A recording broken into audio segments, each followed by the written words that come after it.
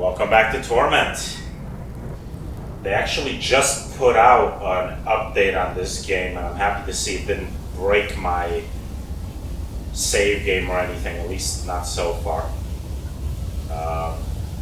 Guess it fixed a bunch of issues, should have better performance. Not that I've had performance issues. I think I've only had one really big bug that I remember, which is that one time getting stuck in the battle when I was fighting, well, not so much fighting, but trying to stealth my way against those drones down in the Lazaret. Supposedly that's been fixed, but anyway. I'll handle it.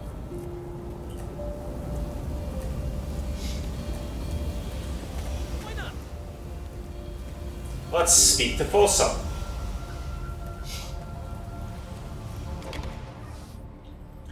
The fat man's gaze shifts to Matkina, and his expression hardens further. Matkina, you will tell me if you know anything about this murder, he says, gesturing at the bloody floor with a ringed hand. And if you're responsible, you will reveal the name of your employer. Now.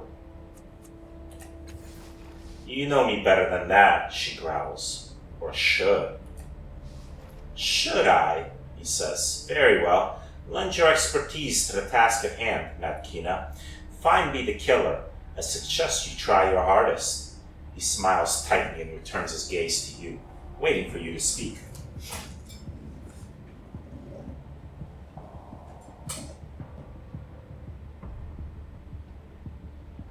Imbitu says he was with you when the first murder occurred. Is this true? Yes, Folsom says. He does not elaborate.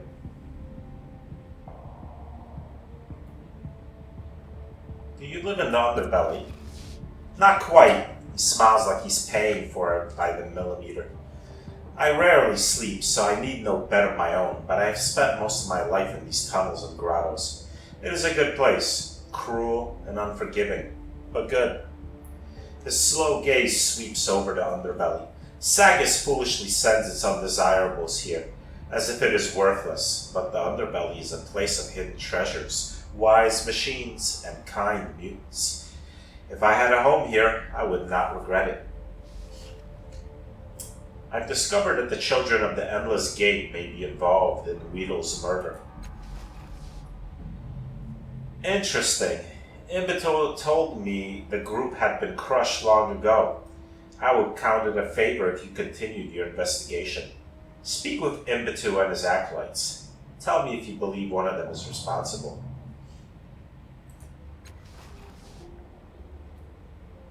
Imbitu called this the second infection once. Perhaps they have relapsed. No, Weedle's death hurts me and damages my plans. Keek's death, he swallows, angers me, but there are better targets than her.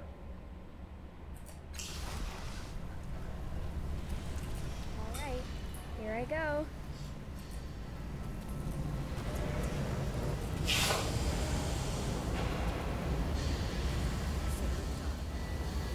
Let me go back to the cult chapel for a second. I want to speak with some of their acolytes again. Action! Here I come!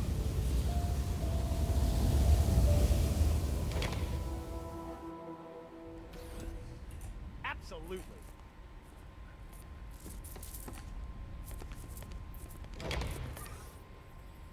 Welcome back. I see you are still on your feet. You notice he seems disappointed about this, despite his feverish cheer.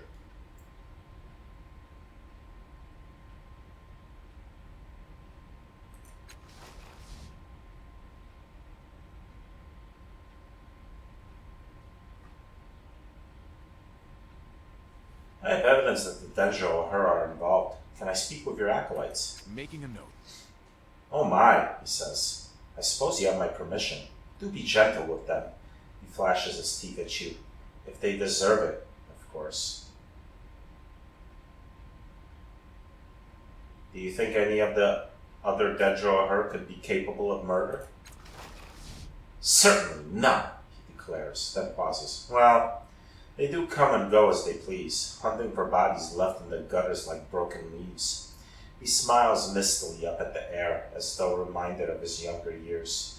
The Devourer of Wrongs was standing vigil there these last few days, but any of the others could be responsible, I suppose. He runs his eyes across them, humming a fretful little memory.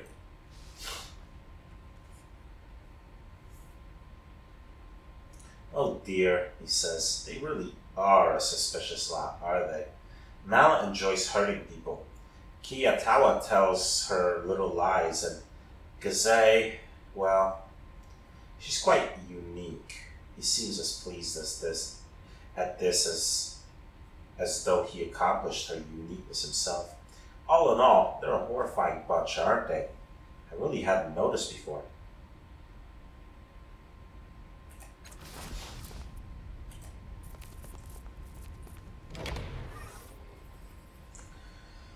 What do you want, Shiomi? Imbitu gave me permission to ask you about the murders. Is that right? He says, glancing at Imbitu. The leader of the Dendro herd gives him a small nod. Yeah, all right, he says. Ask your questions, for all the good it'll do you. Did you know Weedle? Heh, says. Yeah, I knew him. Glad to hear he's dead. He chuckles. He was smart and knew it. Always looking down on the rest of us. Always ordering people around with Folsom looking on, smiling. He snorts. But if you're thinking I chopped him, I didn't. I was getting drunk in a corner of the manufactory. He grins nastily, wondering what all the screaming was about. Damn uppity lack nibber. Should have been Folsom's man, not him.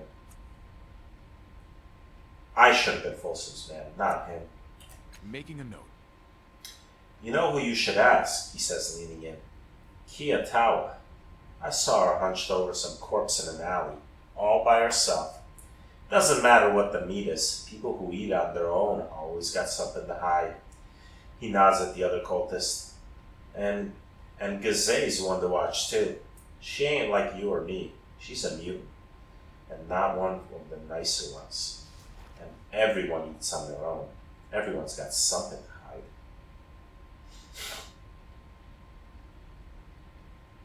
Have you ever heard of something called the Endless Gate? No, he says. Strange name, though.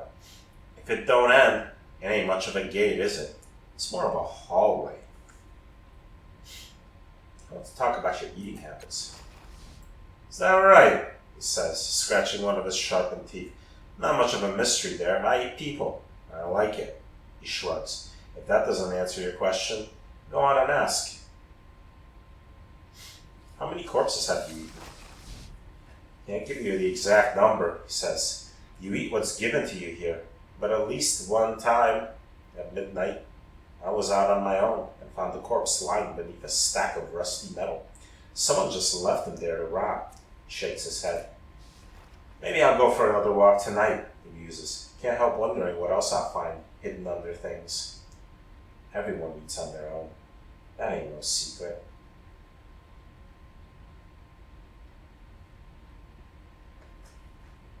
No, I already know what he's gonna say. Obviously, it doesn't bother him.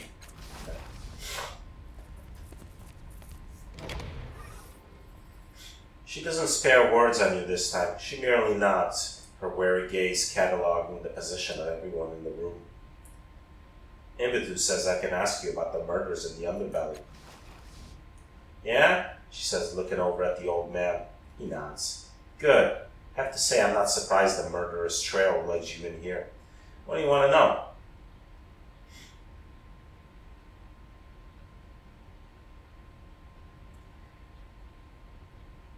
Do you know anything about the Endless Gate? No, she says. Never heard of them. Do you have any idea who the murderer is? Making a note. No, she says, resting her hands on her hips. But I've seen what they left behind at Folsom's boy. Mess. Blood on the walls and floor. No body. She flicks a strand of hair out of her eyes. That's the kind of death you see when someone's sending a warning. Or holding a grudge. I saw it all the time before I came here. The circle's not a warning. It's a sign.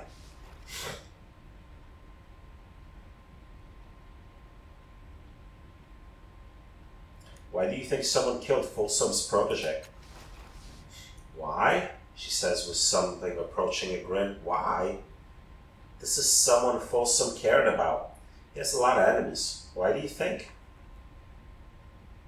Mallet says he caught you eating a corpse on your own. Yeah? Maybe Mallet should mind his business, she says, shooting an angry look at the hulking cultist. Sure, it's true. I don't like being down here more than I have to, alright? I barely even sleep anymore. Keep getting the feeling that they're waiting for me to die, wondering what I'd taste like. Making a note. Not too long ago, I found a corpse in an alley near Circus Minor, and I didn't see why I should share with this lot. She drags her fingers through her hair. That's it. No secret, no scandal, and since Mallet thinks he can share my hunting with strangers, maybe you should ask him how many corpses he's found on his own, or if they were actually dead when he found them. Mallet's killed and eaten. I'm sure of it. Probably they all do.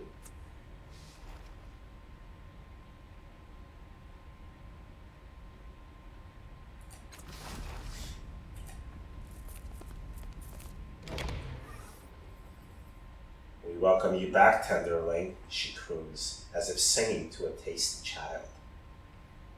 Impetu says I can ask you about the murders in the underbelly. Her small eyes glow with humor, but flicker first to the leader of Dendro her. He nods.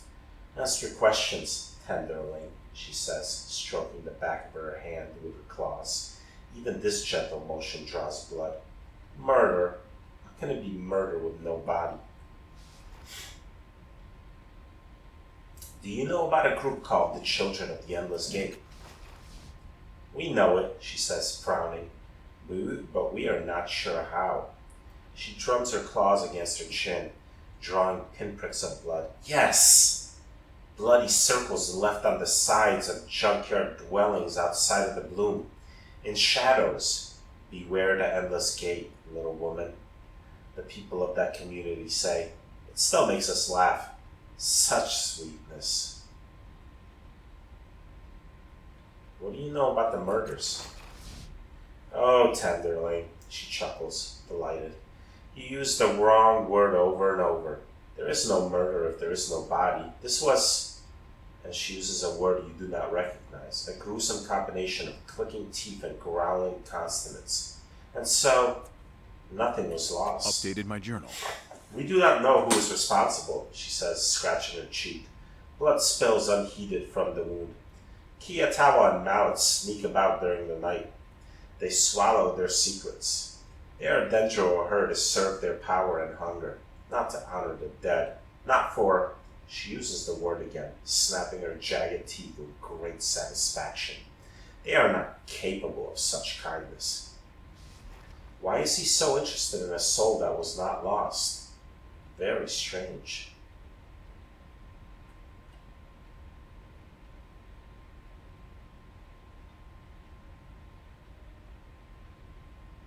What is that word you used to describe the murder? That clicking, growling word. Word, she says, blinking. Oh yes, your language does not have the word, so we use our own. She clicks her teeth together thoughtfully, then answers. We know of murder, of course. To leave a body to rot is to say that the soul inside is not worth keeping. This we punish. This decision is not for anyone to make. The word we speak of is the opposite. On my world, when one of us dies or is killed, we eat their flesh and take their souls into our body. We feel the light of them reach our corners. She raises a claw, smiling. They becomes we. You understand?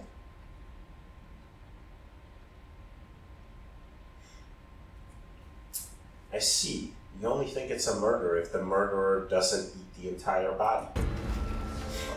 Yes, she says, clapping her hands together with delight. You understand. This murder is no murder. She pronounces the word with obvious scorn. We know the details. A skinned hand in blood. Circles on the wall, she says, making a skiing noise. Tenderlings play with their food. Perhaps your murderer is young. They do not know they should finish the hands. strip the memories of hard work from their tendons, crunch the bones, slurp the blood from the floor. She shakes her head fondly. Tenderlings. Perhaps this tenderling thinks what I do is murder. He's wrong.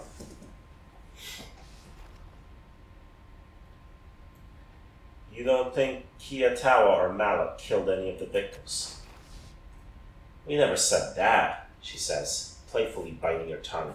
They kill, but they do not honor. They do not understand who they are. Find them. Something to do.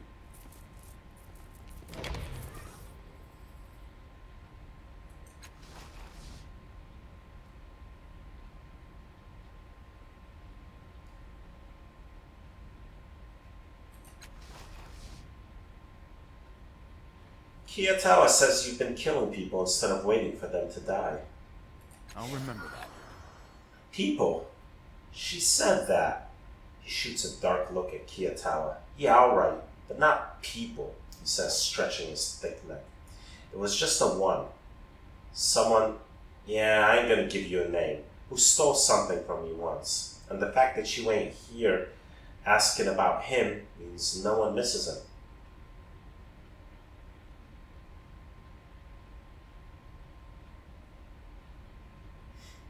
And that's it. You never got the urge to kill again? I ain't got nothing against killing, he says. It's done me a lot of good. But no, that was the last time.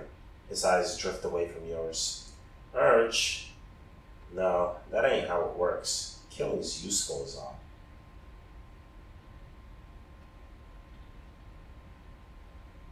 Alright, I'll ask this question anyway. Bother? No, bother ain't the right word.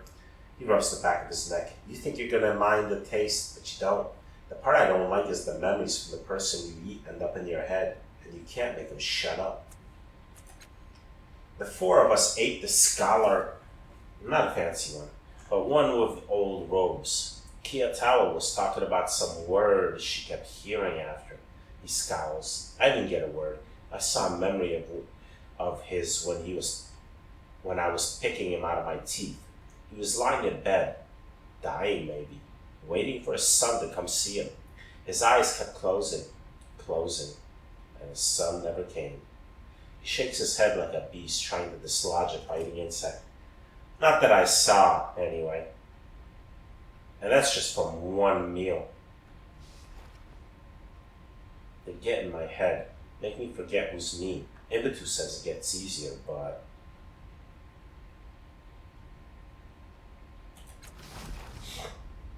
Okay. I'm there, in the shadows.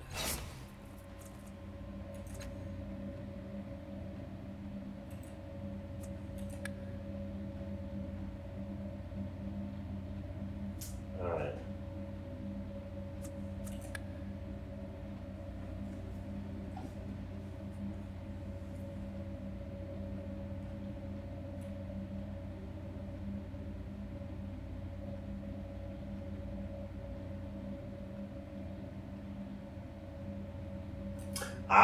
Okay, so I should, now that I have Matkina in my party, I should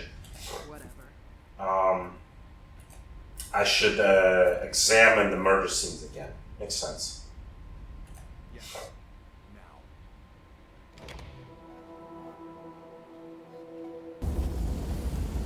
I'm going.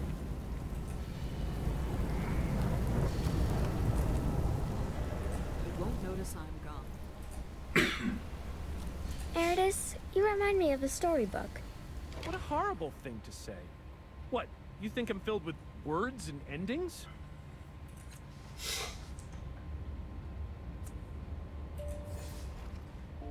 We won't learn anything from this mess, she says. Let's take a look at the circle on the wall.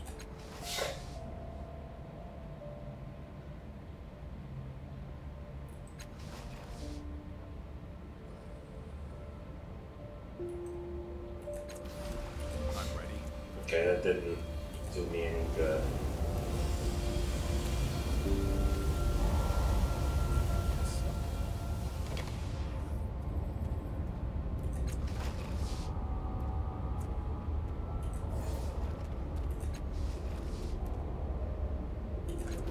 Alright, that didn't do me any good. Okay, I'll come back. I gotta think about what I've learned a little bit.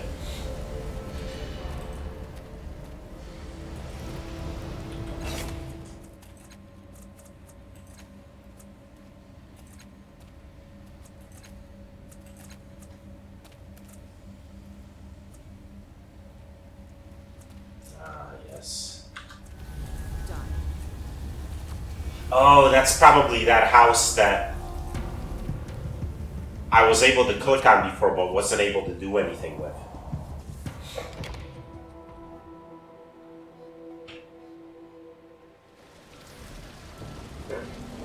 Why, of course.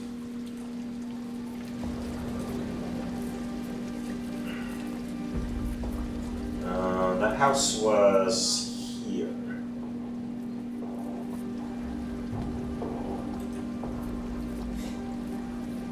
Oh, I need to talk to Piquo again. The salty air only partially mutes the cloud of putrid sweetness clinging to this jumble of fallen wood, stone, and iron. Until recently, this was someone's home, but the unstable ground must have caused it to collapse. You shift aside broken pieces of furniture and small pieces of rubble, but you find nothing of value. After a short while, you realize what has happened. Someone has already picked through the ruins and taken the more accessible valuables. You stand back, concentrating. Nothing about the pile of stone is familiar, but the view from where the door once stood, the boundless horizon falling into the sea is. Making a note. This appears to be the house where the cast-off once lived, but either he left no clues of his identity or they were taken by the scavengers. It might be helpful to ask around the area to see if anyone spotted someone looting this house.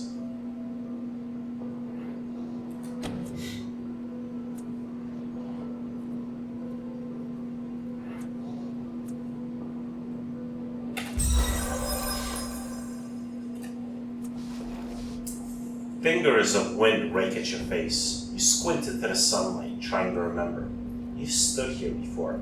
You know you have, letting your thoughts untangle. The skyline tilts, and you stagger as the memory engulfs you. You grip the edge of the crude banister, grimacing at the sea. The calm of the sea no longer touches you as it once did, nor, you realize, does this body. You smile at your own impatience. Your restlessness must rival the ocean itself. I'll remember that. A gust of salty air bears the memory away in ribbons, leaving your mind aching and dry atop the ruins of the house. There is little doubt now. The changing god and the cast-off killed by the sorrow once lived in here.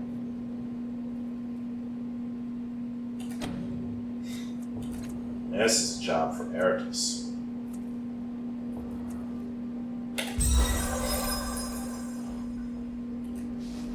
The smell intensifies as you heave aside a slab of ceiling. A swarm of startled insects spins away into the sky, revealing the body of a young woman, torn and crushed. An invisible hand rips the air from your chest and the strength from your legs. You fall, feeling a presence close around you, a heat on your back.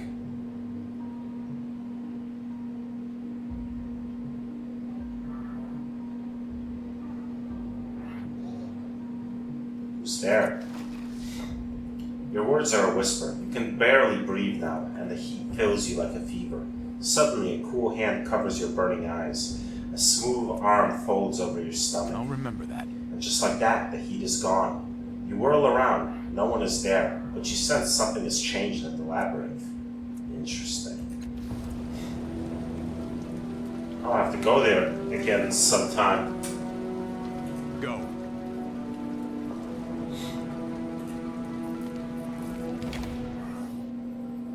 He toys with his hands, studying the entrance of the chirurgical parlor from beneath his lowered brow. You're back, he says. Tension ripples through the studied calm of his voice. Good. Did you see anyone looting that ruined house against the cliff?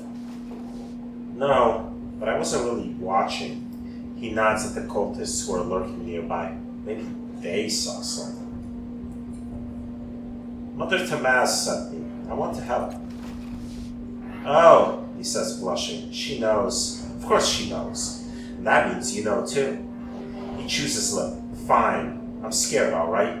I've had this ugly face, this body, my entire life. I've saved up to change myself, my future. Maybe I can become strong enough to deal with the people who hurt me. Or maybe I fix my face. I can do that, but then I'll still be small. Despite the anger in his voice, tears are shining at the corners of his eyes. I'll remember that. I could only use the machines in the parlor once, understand? It's too expensive. I spent years saving up all this money, and it's not enough to fix me. He opens his pouch to display a moderately impressive collection of coins.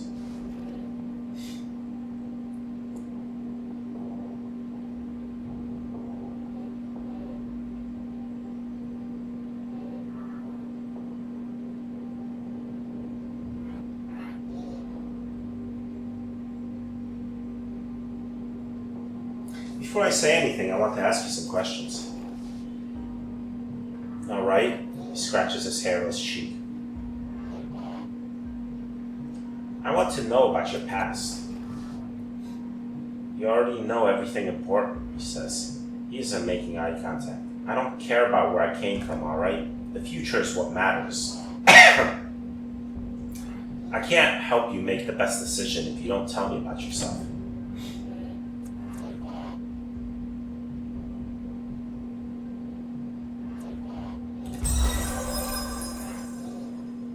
I'll remember that. Fine, Piquo groans. You asked, remember? He covers his eyes and begins speaking as fast as he can. My parents came to the city with a tribe of people like me. I was born in the underbelly. My first memory is of someone spitting on me.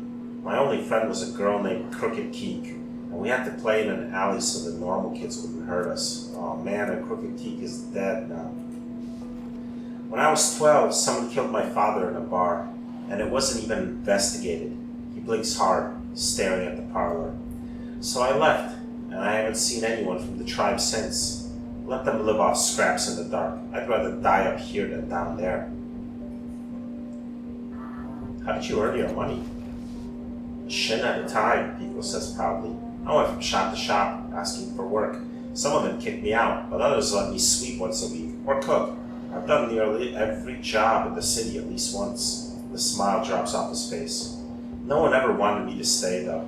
They thought I scared customers off. His mouth twists. They were probably right.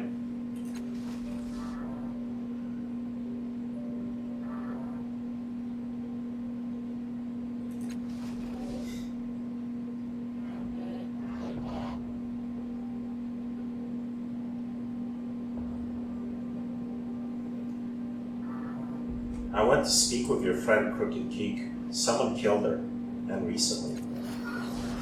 Oh, he says softly. He folds his arms over his belly, holding himself. Oh, Keek. Beneath the tears, his eyes are iron. Nothing's changed down there. People kill us, kill them, and nothing happens. I can't ever go back there. I can't be like this anymore. Oh, gods, it's my fault. I should have been there for her. I have to do this now.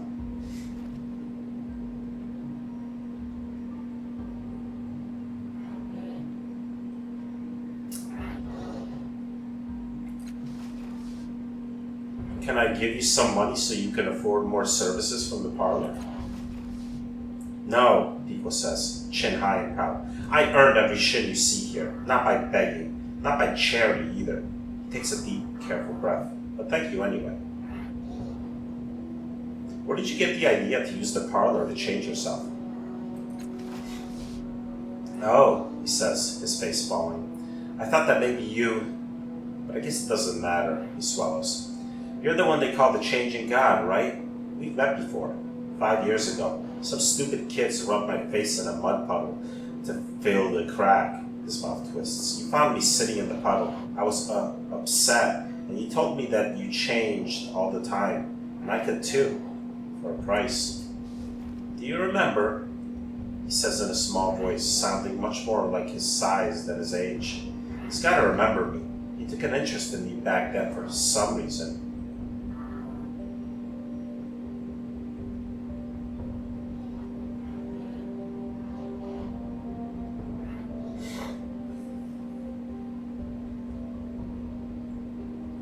That was my predecessor, and he shouldn't have been so careless with his words.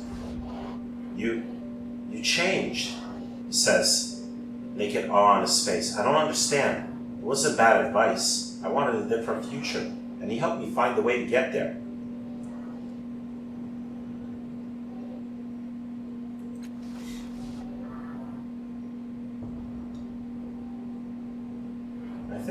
I can think of better uses for your money besides changing your appearance. Huh? He says, blinking rapidly.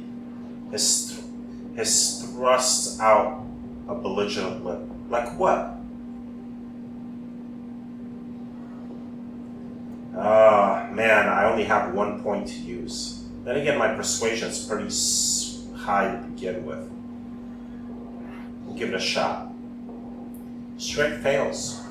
Beauty fades. Use that money to get an education at the Order of Truth. Failed. Are you crazy? I didn't save all that money to work even harder.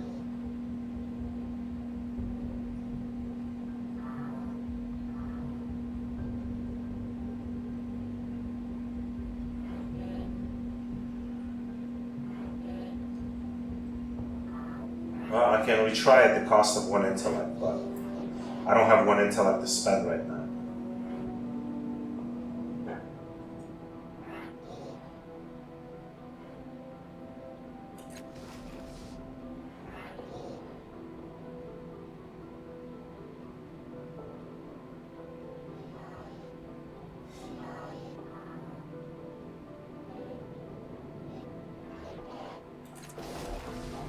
Alright, I'll come back to him.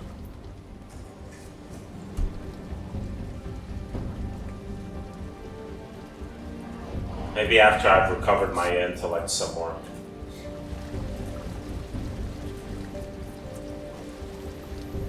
Of course we can help.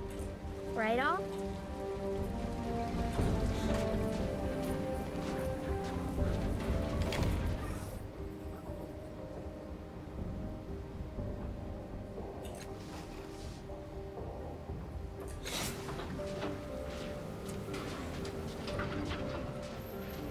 Let me have one of those.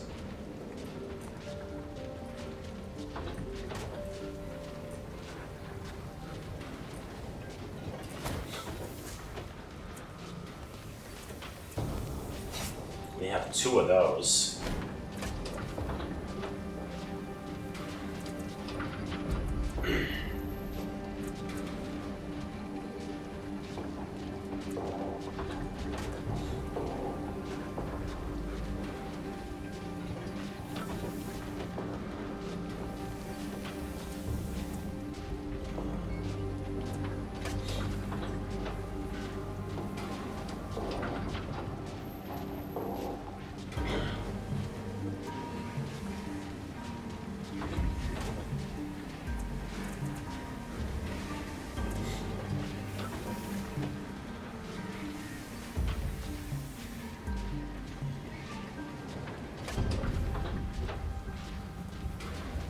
Interesting. That might be useful, but I'm not going to buy it just yet.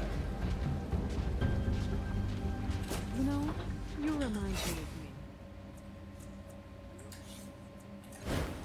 Well, no, but my mouth was just as sharp.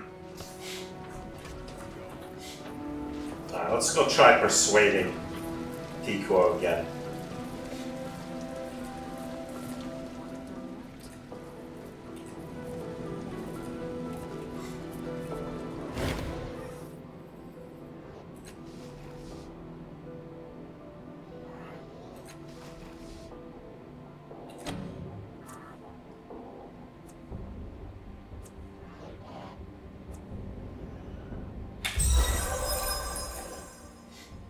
Making a note.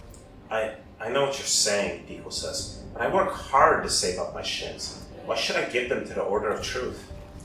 But he pauses, looking back at the parlor, and a wave of frustration spreads across his face. I know, he says at last. Using the parlor will only make things better for a little while. Maybe. He bites his lip. Maybe you're right. Maybe I should talk to the Order at least. He gives you a tentative smile. Thank you.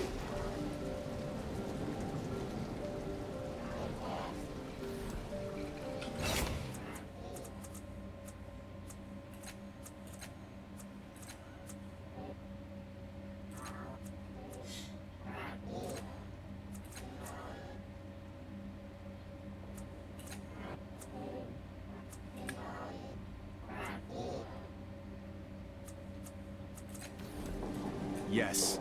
Alright, next time I see Mother Tamaz, I can tell her I've helped in the side. I guess. And there she is.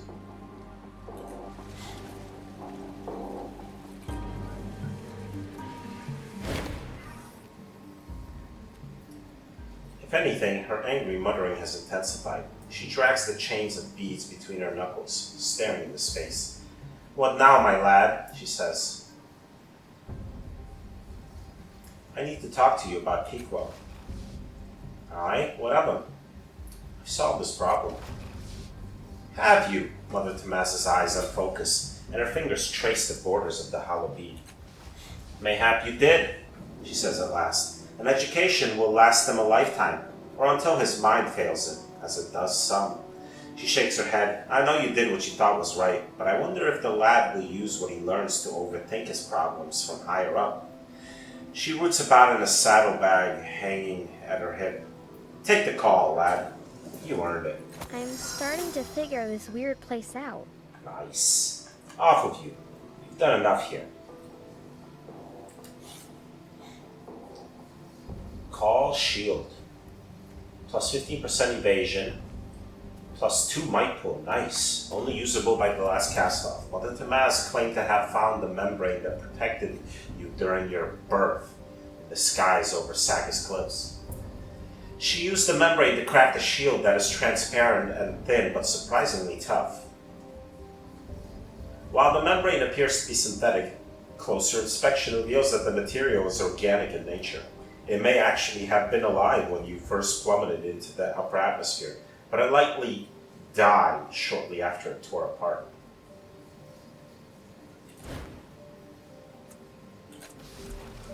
Sweet.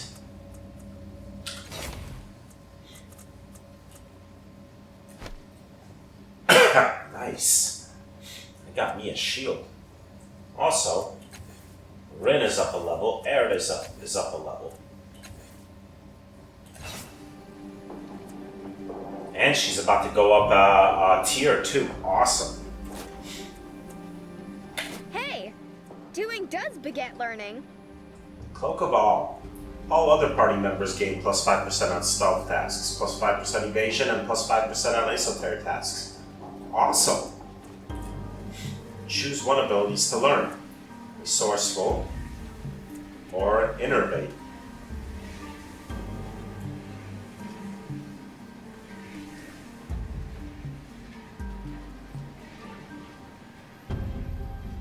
Well, she is my healer.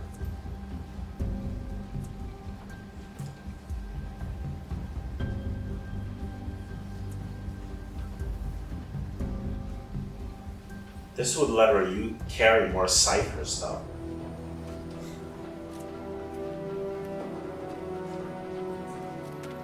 And since I try to fight as little as possible, this might be the way to go. Resourceful, I mean. Then again, ciphers tend to be, well, I guess not always, but combat items also.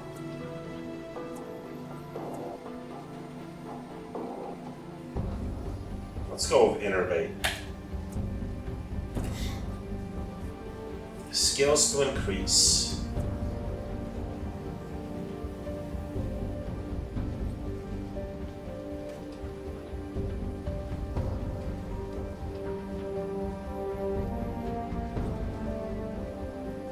Increase lore natural.